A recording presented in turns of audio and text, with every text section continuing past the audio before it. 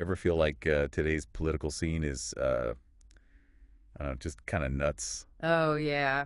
Well, get ready, because we're diving into a time in American history that might make you think, hmm, maybe things haven't changed all that much. Right.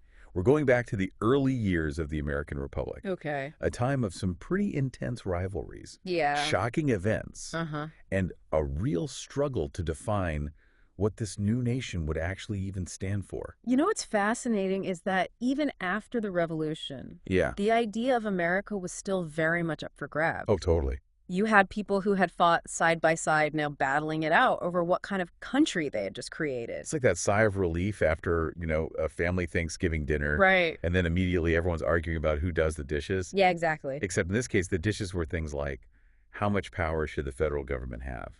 Mm-hmm. And will slavery be a part of our future? Big question. Pretty weighty stuff. Exactly. And these weren't just philosophical debates happening, in some ivory tower. Right. They played out in the newspapers, in taverns, even on the streets, Oh, wow. sometimes turning violent. Really? Remember that incident in Baltimore where a Revolutionary War veteran was beaten to death Oh, my gosh. because of his political beliefs? That's awful. That's how heated things got. Wow. Okay. Yeah, that definitely puts things in perspective. Yeah. So let's start unpacking all of this by looking at the rise and fall of the Federalists. Okay. They were kind of the dominant force in the early years, right? They were. Like the cool kids in school. Yeah. But then they kind of imploded.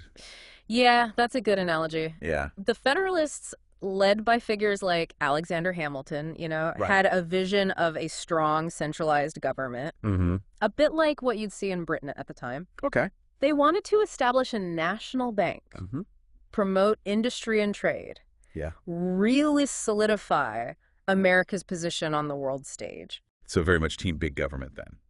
You could say that. Okay. And their vision initially resonated with a lot of people. Right. But as time went on, their approach started to alienate certain groups, Mm-hmm. especially those who felt like they were being left out of this grand vision. Like farmers in rural communities. Exactly. The folks who weren't exactly excited about, factories topping up everywhere. Exactly. That's where figures like Thomas Jefferson and the Democratic Republicans came in. Okay. They championed states' rights, a more agrarian society Mm-hmm. where individual liberty and limited government were key. Right. They were very suspicious of concentrated power Yeah. and saw the Federalists as a bit too well monarchical That's right. for a nation that had just fought a revolution to get away from a king. I bet that went over well with the Federalists. Not so much, and this clash of visions Yeah. led to some pretty intense political battles, Right. but one event in particular really signaled the beginning of the end for the Federalists, the Hartford Convention. Okay, refresh my memory on that one. Sure, It was during the War of 1812, right? that's right. The War of 1812 was very unpopular, Yeah. especially in New England, Okay. where Federalist support was strongest. Mm-hmm. They saw it as this pointless conflict that was hurting their economy, Yeah. particularly the merchant class who relied on trade with Britain. Okay. So a group of Federalists got together at this convention. Right. And they basically aired all their grievances. Mm-hmm. They even hinted at the possibility of secession. Whoa. Hold on. Yeah. Secession. Yeah. That's pretty extreme. Let's talk about an overreaction. It was a major miscalculation. Yeah. The timing couldn't have been worse. Right. The war was already causing a lot of divisions. Mm-hmm. And the Hartford Convention made the Federalists look like a bunch of whiny, unpatriotic elites Oh, no. who were willing to abandon the nation when things got tough.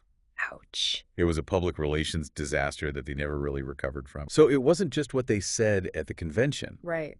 but also the context. Yeah. Like if your family's struggling to pay the bills and you start complaining about needing a new car, Right.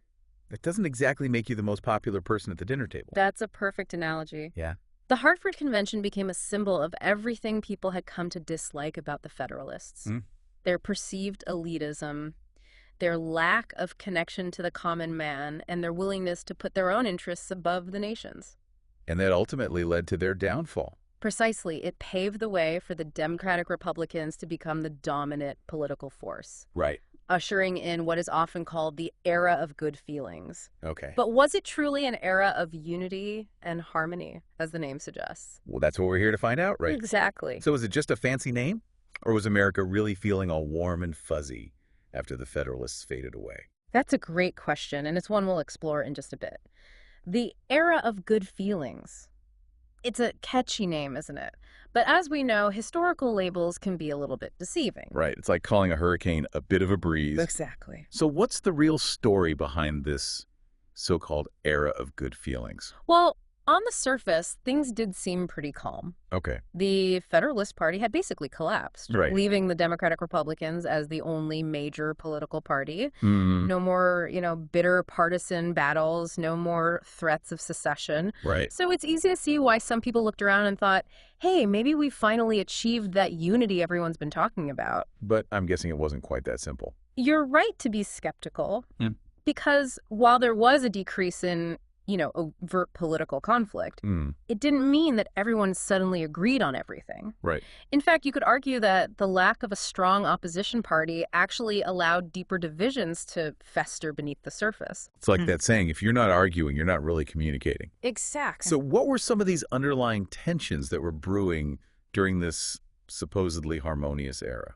Well, one major issue was the growing economic and cultural divide between the North and the South. Okay. We talked about how the Federalists favored industry and trade, while the Democratic Republicans were more focused on agriculture. Right. Well, this difference in economic priorities started to have a real impact on how these regions developed. So the North was becoming more industrialized with factories and cities popping up, Yeah, while the South remained largely rural and agricultural. exactly. And this economic divergence led to different social structures, different values, even different ways of life. The North was becoming more urban, more reliant on wage labor, and more diverse in its population. Okay. The South, on the other hand, remained tied to a plantation economy, Right. heavily dependent on enslaved labor. And I'm guessing this difference wasn't just about economics. It probably impacted everything from politics to social interactions. Absolutely. Think about it. If your entire livelihood depends on a system of forced labor, Yeah, you're going to be pretty resistant to any ideas that threaten that system. makes sense. So even though slavery wasn't always at the forefront of political debates during this era, Right. it was the elephant in the room, Yeah. casting a long shadow over everything. So while everyone on the surface was like, we're all Americans now, underneath it, all the North and South were growing further and further apart. Precisely. And to make matters worse, you had politicians who were afraid to even address this growing divide directly. Oh, really? They knew that bringing up slavery would be like opening Pandora's box. Right. It would lead to conflict and potentially shatter this fragile sense of national unity that everyone was so eager to preserve. So they just kind of ignored it, hoping it would go away on its own. In a way, yes. But as we know, ignoring a problem doesn't make it disappear. Right. In fact, it often makes it worse. And that's exactly what happened with slavery. Okay. The longer it went unaddressed, the more entrenched it became in Southern society, and the more difficult it was to find any kind of common ground. And this is all happening during the era of good feelings. Wow. Talk about a misnomer. It just goes to show that history is rarely as neat and tidy as the labels we give it. Right. And it reminds us that even when things seem peaceful on the surface, there can be powerful forces at work beneath the surface that are shaping the course of events. Okay, so we've got this growing north-south divide simmering beneath the surface. Right? But what about the big political players of the time? Yeah. Weren't there some pretty intense personalities clashing behind the scenes, even without the Federalists around to stir things up? Oh, absolutely. You can't talk about this era without mentioning the rivalry between Alexander Hamilton and Thomas Jefferson. Wow. It's one for the history books. Wait, they were rivals even though they were from different political parties? Mm. I thought political rivals were supposed to be on opposite sides of the aisle.